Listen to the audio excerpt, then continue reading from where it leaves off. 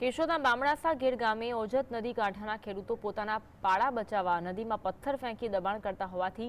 સામા કાંઠાના ખેડૂતોએ રોષ વ્યક્ત કર્યો। ખેડૂતો સિંચાઈ વિભાગ દ્વારા પ્રી મોન્સૂન કામગીરી કરી દબાણ દૂર કરવામાં આવે તેવી માંગ કરી રહ્યા છે। જો આ દબાણ દૂર કરવામાં નહીં આવે તો ચોમાસાના પૂરની પરિસ્થિતિ વચ્ચે પોતાનો મગફળી પાક નિષ્ફળ જશે અને હજારો વીઘામાં પાણી ફરી વળતા ખેડૂતો બરબાદ થશે તેવી સંભાવના વ્યક્ત થઈ।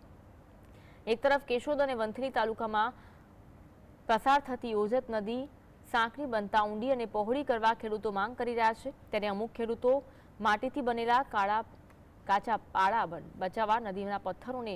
ઉપરથી દોડાવી નદીમાં દબાણ કરી રહ્યા છે, જ્યારે કે કેશોદ તાલુકામાં સિંચાઈ વિભાગના નાયક કાર્યપાલક ઇજનેરે દબાણ દૂર કરવા નોટિસ આપવાની ખાતરી આપી હતી અને જો તેમ છતાં દબાણ દૂર નહીં કરે તો રેવન્યુ રાહે કાર્યવાહી કરાશે તેમ જણાવ્યું હતું।